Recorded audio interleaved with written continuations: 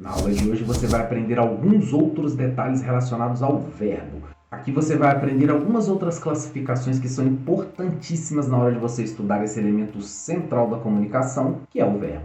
Olá, eu sou o professor Gleison Versosa, especialista em linguagens, que já teve participação em bancas de concurso. Fique comigo nesse vídeo até o final, porque você vai ver uma aula que serve tanto para você que está na escola, ensino médio, fundamental, etc., quanto para você, caro concurseiro, que está aí buscando uma vaga no tão sonhado serviço.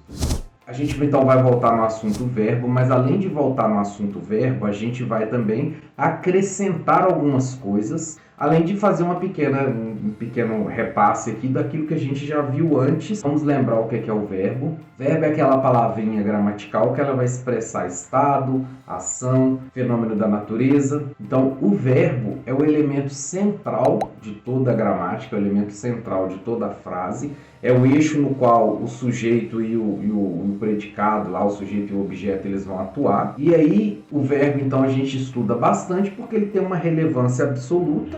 Tudo que a gente vai fazer precisa de verbo, então a gente precisa estudá-lo, tá? E aí nós vamos rever um pouco como funciona a questão do verbo no que se refere à sua conjugação, no que se refere ao tempo, no que se refere ao modo. E aí a gente vai relembrar um pouquinho aquelas tabelinhas, né, que as de verbo lá, que a princípio vocês podem até achar uma coisa complicada, mas definitivamente não é. Então vamos começar pelo começo.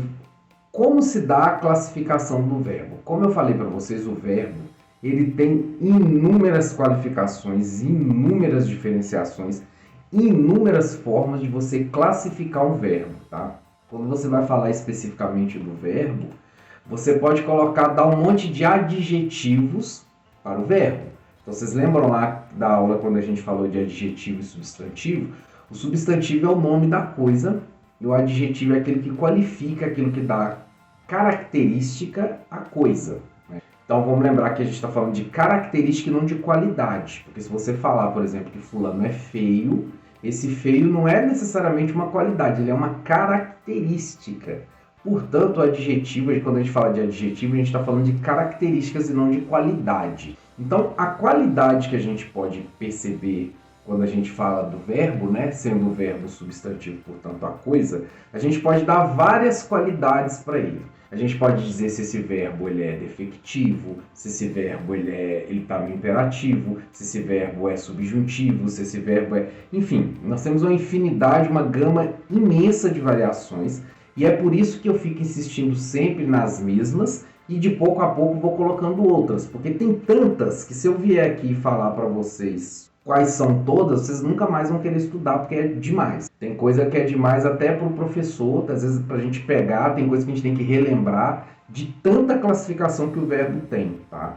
E aí depois que você aprende tudo, você vai ter que colocar os verbos dentro dessas classificações, que aí também é outro problema, porque vai entrar outro tipo de variação, etc. Tá? Nós vamos começar hoje, então, pela classificação dos verbos enquanto regulares e verbos irregulares. Então a gente tem, nos verbos regulares, os radicais e as desinências verbais não apresentam alterações, seguindo o modelo de conjugação regular. Chama a atenção aqui mais uma vez da importância da gente conseguir ter definições dos termos, ou seja, da importância da gente conseguir saber do que a gente está falando, da gente conseguir saber de qual termo que a gente está falando, para que a gente consiga dessa forma fazer a definição. Então não adianta nada eu vim aqui falar para vocês que os verbos regulares, você tem que saber o que é regular. Então o que é regular? É uma coisa que se mantém, que você tem um padrão que ele continua sempre o mesmo. Isso chama regularidade, quando a coisa se mantém basicamente da mesma forma. Claro que pode ter uma variaçãozinha ou outra ali, mas regularidade é quando a coisa se mantém igual. Então essa é a primeira coisa que vocês têm que saber. Um verbo regular é um verbo que tem a tendência de se manter igual, obviamente igual a outros verbos regulares. Na sequência ele vai dizer, os radicais e as desinências verbais não apresentam alterações. Então, você também tem que saber o que é um radical. Né? O que é um radical na definição da gramática, tá? Radical na vida real pode ser uma coisa diferente. É um cara que tem ideias exacerbadas, por exemplo, é um cara que pensa muito extremadamente de uma forma. Ou radical, sei lá, no skate vai ser alguém que vai fazer uma manobra diferenciada, etc. Já no caso da gramática, tá?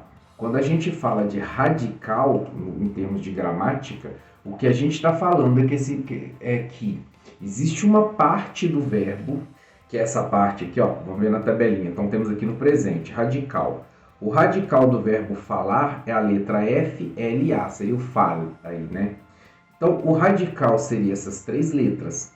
Percebendo aqui pela tabela, ó, observem a tabela. Então nós temos radical aqui. Aqui a gente está falando do verbo falar, né? Que é o que ele diz na sequência. Observe abaixo a conjugação do verbo falar, que é um verbo regular, ou seja, é um verbo que mantém uma lógica, que mantém uma regularidade, que mantém uma previsibilidade, mantendo-se sempre da mesma forma. Então o que acontece? Quando a gente tem o verbo falar, o radical do verbo falar é o FLA, ou seja, são essas três primeiras palavras, é o que a gente chama de radical, que é uma parte que ela não muda. Aí a gente pode pensar até numa conexão com o mundo real, se você falar que o sujeito é radical em alguma ideia, em algum pensamento, em algum modo, em algum jeito de fazer alguma coisa. A gente está querendo dizer basicamente que essa pessoa não muda, que essa pessoa ela é radical, ou seja, ela não muda. Então, nesse sentido, a definição vai ser a mesma aqui. Gramaticalmente, quando a gente fala radical, é a parte do verbo que não muda, que ela se mantém intacta, ela se mantém a mesma, ok? Então, no caso do verbo falar, o radical vai ser essa parte aí que ela se mantém absolutamente igual. Para todas as pessoas, não interessa se é eu, tu, ele, nós, vós, eles, a parte do falar ela vai se manter idêntica, ok? Na sequência, ele vai dizer o seguinte, que além dos radicais, nós temos as desinências. Então, desinências aqui é um substantivo e nós temos desinências verbais, que é um adjetivo. Ou seja, desinência do verbo. Então, é alguma coisa do verbo. Desinências, então, são essas partes finais aqui. Seria o que ele está chamando aqui embaixo de terminação. Então, a desinência é aquela partezinha que fica lá no final do verbo que ela muda. Isso a gente chama de desinência, ou seja, é uma parte que se altera dependendo da pessoa. Quando a gente vem aqui, se a gente tem o verbo falar, F-A-L, e a gente diz falo, a desinência O está indicando que é a primeira pessoa do singular. Se você vem aqui embaixo e diz falas, esse A aqui está indicando, segunda pessoa do singular, está indicando tu falas. Então note que seria absolutamente impossível se a gente tivesse cada pessoa que a gente fosse falar, a gente tivesse que mudar tudo até o radical. Ia ter uma quantidade tão grande de verbo, mas uma quantidade tão grande, que não seria possível nem mesmo que a gente conseguisse conjugá-los. Porque ia ser tanto que ia ser impossível. Portanto, é necessário que exista uma parte que seja radical, que seja uma parte que não mude, e que você altere apenas a partezinha final, no caso do português, né? Porque no caso do árabe, por exemplo, você vai alterar no início e não no fim. Então, cada língua vai ter uma determinada variação. Então, no português, a gente altera no fim, que é a parte da desinência, que é a parte alterável. Então, note que no quadro aqui nós temos do presente, e aqui do indicativo, não colocou, mas é do indicativo, nós temos falo, falas, fala, falamos, falais e falam. Então, essas aqui são as partes relacionadas à conjugação no presente do verbo falar. No outro lado da tabela, nós temos a conjugação do pretérito perfeito, tá? E aí nós vamos ter o radical e a terminação, ou seja, o radical e as desinências, exatamente como eu acabei de falar. Então, nós vamos ter no pretérito perfeito, ele também vai ser um verbo regular, porque estamos falando de verbos regulares. E o que isso indica? Indica que os radicais vão se manter intactos, eles vão se manter sendo as três primeiras letras do verbo falar, e as desinências elas vão ser alteradas. E como o verbo falar ele é um verbo regular, se eu pegar qualquer outro verbo regular, como por exemplo o verbo cantar, e colocar ele aqui, a conjugação vai ser exatamente a mesma, tá? Então, um exercício interessante que a gente faz quando a gente está estudando essas tabelinhas é você vai escrevendo mesmo, um monte de vezes os mesmos verbos, mas claro, prestando atenção também, que aí você vai começar a saber como se encaixam as conjugações, tá? Então, o pretérito perfeito vai se conjugar da mesma forma em todos os outros verbos regulares. Então, nós vamos ter falei, falaste, falou, falamos, falastes e falaram. Se eu viesse aqui colocasse o verbo cantar, ele teria a mesma desinência. final, né? Ele seria cantei, cantaste, cantou, cantamos, cantastes e cantaram, porque o verbo cantar também é um verbo regular, ok? Se falamos dos verbos regulares, agora vamos falar dos verbos irregulares, tá? Os irregulares é quando conjugamos um verbo e verificamos que ele sofre modificação no radical e nas desinências verbais. Esse verbo é irregular. Então, os verbos que não seguem um modelo de conjugação são considerados irregulares. Então, como eu acabei de dizer, o regular é aquele que mantém um padrão e o irregular é um que não mantém padrão. Ele vai mudar de diversas formas imprevisíveis. Por isso que ele se chama irregular. E qual que é a forma de se conjugar um verbo irregular? Você, infelizmente, vai ter que decorá-los, porque eles não seguem regra. Porque se eles seguissem alguma regra, eles seriam regulares. Então, justamente por eles serem irregulares, que a única forma de você conseguir saber como é que eles funcionam é que você decore. Então, você precisa, bem como vocês trabalham em matemática tabuada, por exemplo, vocês precisam, dentro dos verbos irregulares, decorá-los para que você saiba como funciona a conjugação deles, porque eles não têm lógica. Claro, existe uma certa lógica, mas não uma lógica suficiente para que você consiga aplicá-los a todos os outros verbos, tá? Temos aqui o verbo medir, né? E como é que você vai conjugá-lo, né? Então, no presente seria eu meço. Então, não é eu mido, é eu meço. Tu medes, ele mede. Nós medimos, vós medis e eles medem. E no pretérito perfeito do indicativo, medir, mediste, mediu, medimos, medisteis e mediram. Do lado ele tem uma explicação, ó. Com a leitura das conjugações ao lado, verificamos que o verbo no presente sofreu alteração no seu radical. Portanto, ele é irregular. Observe que, para identificar se um verbo é regular ou irregular, você deverá conjugá-lo no presente ou no pretérito perfeito do indicativo. Vamos tentar partir sempre do presente, do indicativo, porque é o mais fácil. É a primeira conjugação que vem na nossa cabeça. Então, se você foi lá na primeira conjugação do verbo medir, e você percebeu que não tem como ser eu mido, tem que ser eu meço, então você já vai perceber que é um verbo irregular. Porque porque o certo, pela lógica dos verbos regulares, bastaria você tirar o ir e colocar o o, seria eu mido. Mas essa conjugação não existe, então a conjugação se transforma para eu meço. Isso aí acontece por N razões, tá, dentro da língua portuguesa. Pode ser por uma questão de fonética, né, que o som do eu mido não ficou muito bom quando os gramáticos lá atrás tentaram definir as regras. Pode ser por uma questão histórica de que tenha havido lá em um determinado momento, descobriram que isso veio de tal língua, ou veio do latim, não sei o que, não sei o que, não sei o que. De toda forma, o motivo não interessa, o motivo é, alguns verbos vão variar de uma forma imprevisível, nós temos que saber quais são e temos que saber como que isso funciona e como é que a gente tem que reagir com relação a isso. Então note que no verbo medir, vai acontecer uma alteração apenas na primeira letra, na primeira conjugação ali, ó, que vai ser com cedilha. E se você não coloca cedilha, seria eu meco. Então ia ficar mais estranho ainda. Ao invés de eu mido, seria eu meco. Então você tem que tirar e colocar o cedilha. Mas nas outras é com D, né? Então o D continua normal. Portanto, esse verbo ele vai ser alterado apenas na primeira pessoa. Nas outras pessoas ele continua, tá? E ele diz, ó, se você seguir o modelo dos verbos, ele será regular. Se sofrer alteração no radical ou na desinência, ele é irregular. Porque é a própria definição. Então, quando vocês forem cobrados lá, esse verbo é regular ou irregular? Bom, nesse caso é autoexplicativo. Se ele manter um padrão, ele é regular. Se ele fugir do padrão, ele é irregular. Simples assim, tá? Simples assim. Classificação dos verbos, agora nós temos que seriam os verbos anômalos. Vimos que os verbos irregulares modificam o radical. Então, beleza, até aí tudo bem.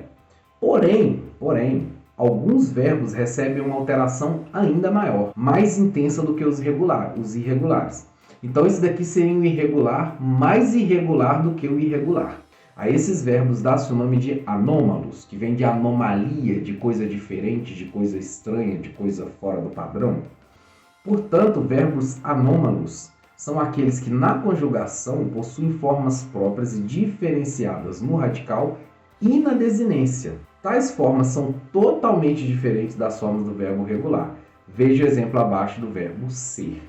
Então, o verbo ser é tão irregular que, ao contrário do primeiro lá, que ele teve uma alteração apenas no radical, O verbo ser ele é tão irregular que ele tem alteração em tudo. Ele não tem alteração apenas no inicinho, lá nas 3 primeiras palavras da regularidade ou irregularidade. Ele vai ter alteração aleatória e irregular em todas as partes.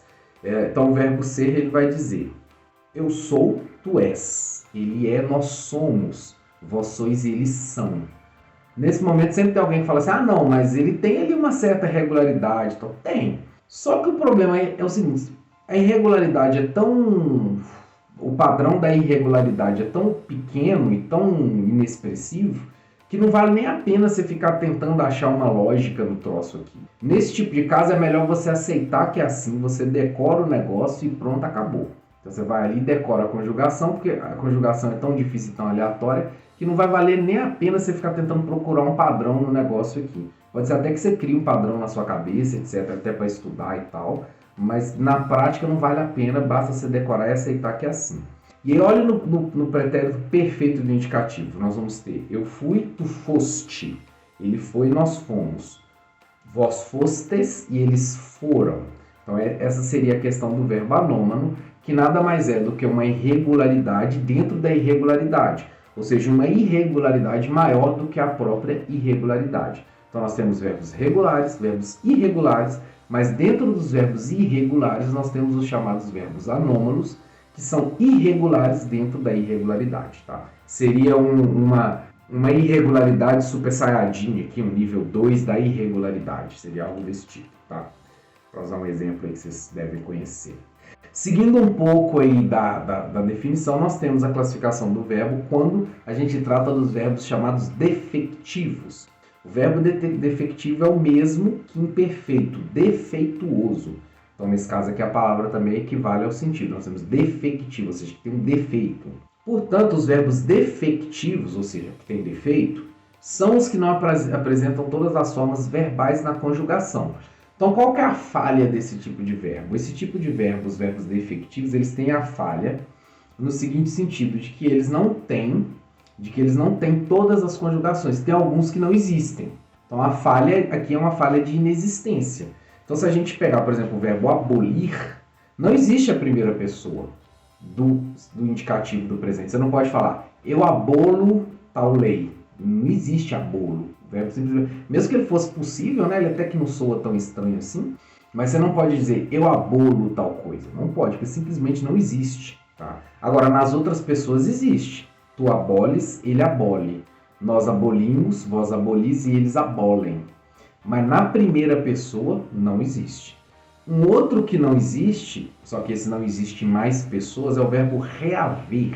Né? Ou seja, pegar de novo, tomar posse de novo de alguma coisa. Nas 3 primeiras pessoas ele simplesmente não existe. Então não existe reavo, não existe reaves, não existe. Mas existe reavemos, então, que são nós reavemos e vós reaveis. Mas não existe, por exemplo, eles reavem. Não existe. Então, é um verbo inexistente em algumas conjugações, que são chamados verbos defectivos. É claro que a gente pode dizer que ele também é irregular, porque ele não segue a regularidade de todo verbo, que é ter conjugação em todas as pessoas. Né? Porque só existe conjugação nas 6 pessoas, porque a esmagadora maioria dos verbos elas têm conjugação nas 6 pessoas. Porque se elas não tivessem, nem precisaria existir 6 pessoas, ok? Então, no caso, o verbo defectivo seria um verbo na qual falta uma ou mais pessoas, tá? Na sequência, então, nós temos agora verbos abundantes. Então, o verbo abundante, ele é um conjunto dos verbos irregulares que demonstram mais de uma forma de conjugação. Então, olha só, o defectivo, ele peca por falta. Faltam conjugações aqui. O abundante, o defeito dele, vamos dizer assim, porque ele é irregular, né? A falha dele é que ele peca por excesso, que demonstram mais de uma conjugação. Ou melhor, que apresentam 2 ou mais formas que sejam equivalentes. Diz respeito aos verbos abundante. Então, o que é abundante? É ter muito. É ter alguma coisa em abundância, é ter uma coisa demais, é ter muito uma coisa. Esse tipo de verbo é mais encontrado na forma de particípio, tá? Que são aquelas formas que terminam com ado, edo, ido. Mas há incidência em outros tipos verbais. Mas depois a gente vai ter particípio. Vamos ver agora aqui, ó. Verbo, por exemplo, o verbo haver. Você pode usar 2 formas. Você pode usar havemos ou hemos. Existem as duas. O verbo expulsar. Você pode falar expulsado e você pode falar expulso. Existem as duas formas. O verbo fixar, você pode dizer fixado ou fixo. E as duas formas estão corretas. Claro que isso aqui também tem uma forma de usar, não é aleatório não, tem uma forma na qual você tem que colocar ela certinha, mas você perceba que existem duas formas, você pode optar por uma ou por outra, dependendo da situação. O verbo extinguir, tá? Existe o extinguido e existe o extinto. O verbo matar, que é o verbo matado, e você pode usar tanto matado quanto morto. Esse tipo de verbo, ele admite mais de uma conjugação. Portanto, ele também é irregular, tá? Então, ele não vai ser regular só porque fica parecendo aqui que ele tem uma certa lógica, né? Como ele, por exemplo, morto, extinto, fixo, não, ele continua sendo irregular. E a irregularidade dele se dá não só ao fato da forma ser diferente, ou seja, de você ter ali, igual no primeiro é emus, aí no segundo é ixo, aliás, no terceiro é ixo, no outro lá é into, né? A terminaçãozinha final. Então ele não segue a mesma regra dos outros que você consegue pegar a terminaçãozinha final dele e tá tudo bem, você vai embora porque é a mesma coisa. O verbo irregular ele não faz isso, tá? E aí aqui, no caso, a irregularidade dele é o fato dele ser abundante, ou seja, dele ter mais de uma forma, ok? Como funciona? Porque quando a gente trata de verbo, o verbo ele tem que estar necessariamente ligado a uma pessoa. Então, o verbo é o núcleo central, o verbo é a parte mais importante da nossa oração, da nossa frase, mas o verbo ele necessita de alguma coisa, porque assim, o verbo é uma ação. Como o verbo é uma ação, ele necessita que alguém tenha feito essa ação, porque senão seria uma ação vã, seria uma ação tola, uma ação que não significa nada. Então, para que exista um verbo, necessariamente vai ter que existir algum ser, algum ente que porventura tenha feito uma ação, tá? E o que isso acontece? O que isso impacta? O que isso implica? Que esse verbo, então, ele vai ter que ter uma pessoa, ou seja, ele vai ter que ter um ser, e esse ser vai ser o ser que vai ser capaz de fazer um bate-bola ali com o verbo, e ele vai estar coligado ao verbo para chegar no sentido da oração, tá? Então, além de expressar o tempo, o verbo expressa também as pessoas gramaticais. A mãe cantou para o filho. Eu vendi minha bicicleta. Partiste no dia certo, segunda pessoa do singular. Então nós temos na primeira, terceira pessoa do singular. Nós temos no segundo, primeira pessoa do singular. E nós temos no terceiro, segunda pessoa do singular. Note o seguinte, se você vem aqui mãe, o mãe está relacionado ao cantou, né? Por isso que tem a terminação com o aqui. Você vai no vendi. Esse i significa que é eu. Você vai no partiste, né? Esse iste significa que é tu. Note que essa conexão era tão forte que você poderia, vamos pegar aqui, no segundo eu vendi, se você coloca só vendi, já tá certo, já resolveu o problema. Vendi minha bicicleta. Ótimo, você já consegue saber que essa bicicleta está vendida e quem vendeu foi um eu. A mesma forma lá embaixo, partiste. Não é necessário que você diga tu partiste, basta dizer partiste. E mãe cantou, aí aqui você teria que colocar a mãe para a gente saber do que se trata, né? Porém, então note, você tem o verbo, você tem as pessoas que se conectam com esse verbo para que uma coisa tenha a ver com a outra. Há, porém, uma forma em que o verbo não se refere a nenhuma pessoa gramatical, tá? Que é o chamado infinitivo pessoal. É a forma verbal cantou, do verbo cantar. Quando vocês procurarem um verbo no dicionário, ele vai estar sempre nessas formas de ar, ir, que é o que a gente diz que é um verbo que ele não tem pessoa, ele está ali em estado bruto, ele é um diamante que ainda não foi lapidado, tá? Então, ele está ali necessitando que alguma pessoa venha e faça uma conexão para que ele seja moldado. É um verbo que vem de fábrica, para usar o termo que vocês gostam que vocês já devem conhecer mais, você compra um celular, ele está lá zerado, ele não tem aplicativo nenhum. Aí você tira ele da caixa, você vai instalar os aplicativos, seria esse verbo que termina em ar, ir. São os verbos que eles vêm de fábrica, sim. E aí para você colocar ele de acordo com a pessoa, aí seria a configuração do aplicativo que você vai pôr para cada uma das pessoas. Então se você coloca o eu, ele vai terminar aqui nesse caso, por exemplo, com i. Se você coloca o tu, ele vai terminar com este. Então o verbo veio lá de fábrica com ar, ir. E na hora que você for conjugar, você vai se adaptar dependendo da pessoa que vai estar utilizando o verbo nesse momento, tá? Então, esse seria um verbo no infinitivo pessoal E quando a gente vai conjugar ele, quando a gente vai conjugar esse verbo, a gente coloca ele dentro de uma forma conjugada, ou seja, uma forma alterada, tá?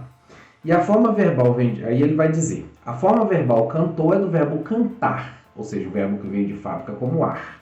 E a forma verbal do vendir é do verbo vender, que veio de fábrica como er. E a forma verbal partiste é do verbo partir. Sempre que vocês forem procurar um verbo no dicionário, ele vai terminar com uma dessas três coisas, ar, er, ir. Porque em português existem essas três formas, existem outras línguas como o francês que tem uma quarta, mas em português são só essas. Então, os verbos em português eles vão ter que estar necessariamente em uma dessas três formas, ar, er, ir. E aí, na hora que você for conjugar a tabelinha, isso tem que ser conjugado de maneira condizente com a forma do verbo, que é se ele terminou com ar, er, ir. Tá? Então, cantar, vender e partir representam o infinitivo do verbo. Quando a gente disser verbo no infinitivo, a gente está dizendo o verbo que veio de fábrica, sem nenhum aplicativo instalado, um verbo que veio da forma natural ao mundo. Tá? Já estamos terminando, vamos terminar nesse slide aqui. Então, as terminações do verbo infinitivo são ar, é, ir, como cantar, terminado em ar, vender, terminado em é, e partir, terminado em ir. E por hoje é só, pessoal, ficamos por aqui. Não se esqueça de deixar o like nesse vídeo caso você tenha gostado e se inscrever aqui no canal para conteúdos mais relevantes como esse. E até a próxima.